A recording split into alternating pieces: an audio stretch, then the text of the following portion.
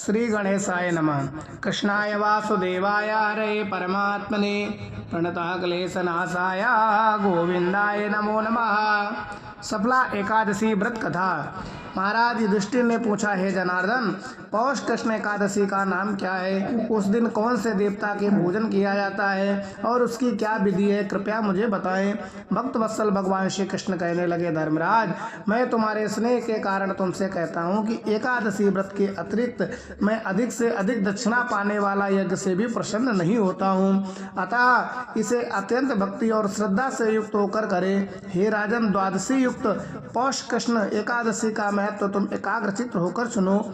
इस एकादशी का नाम सफला एकादशी है। इस एकादशी के देवता श्री नारायण हैं। विधि पूर्वक इस व्रत को करना चाहिए। जिस प्रकार नागों में शेषनाग, पक्षियों में गरुण, सब ग्रहों में चंद्रमा, यज्ञों में अश्वमेघ और देवताओं में भगवान विष्णु श्रेष्ठ हैं, उसी तरह सब व्रतों में एकादशी का व्रत श्रेष्ठ है।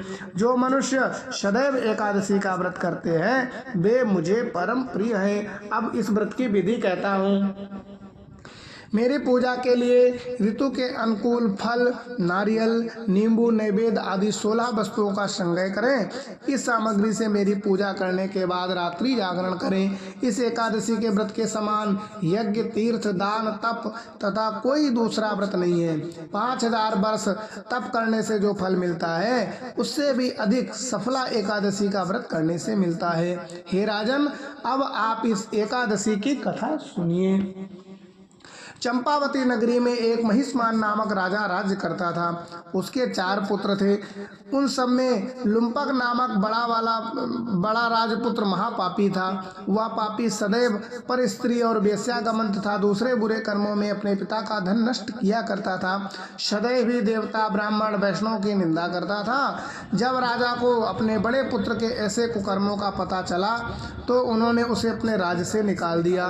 तब वह विचरने लगा और कहाँ जाऊं, क्या करूं। अंत में उसके चोरी करने का निश्चय किया।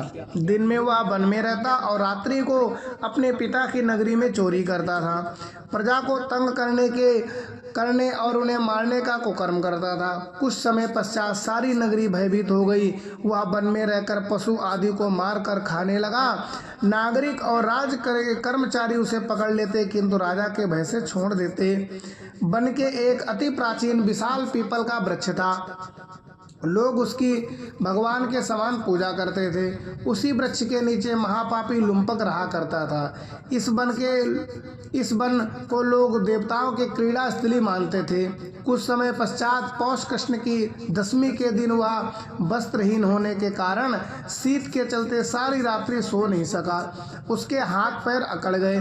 सूर्योदय होते होते वह मूर्छित हो गया। दूसरे दिन एकादशी को मध्याह्न के समय सूर्य की गर्मी पाकर उसकी मूर्छा दूर हुई।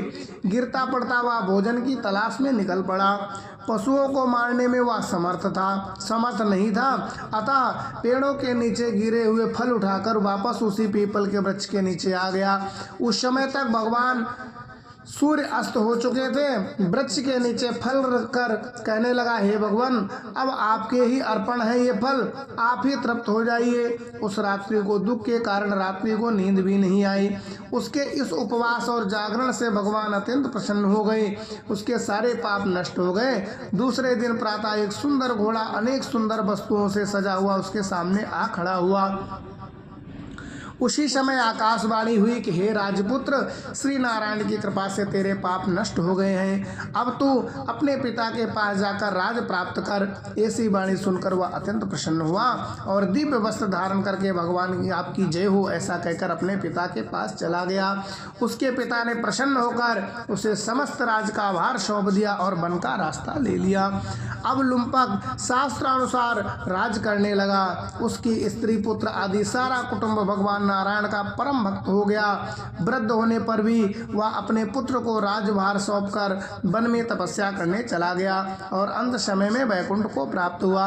अतः जो मनुष्य इस परम पवित्र सफला एकादशी व्रत करते हैं उसे अंत में मुक्ति मिलती है। जो नहीं करते वे पूंछ और सींगों से रहित पशुओं के समान हैं। इस सफला एकादशी के महत्व से को पढ़ने में अथवा श्रवण करने से मनुष्य को अश्वमेघ यज्ञ का फल मिलता है। बोलो लक्ष्मी नारायण भगवान की जय हो।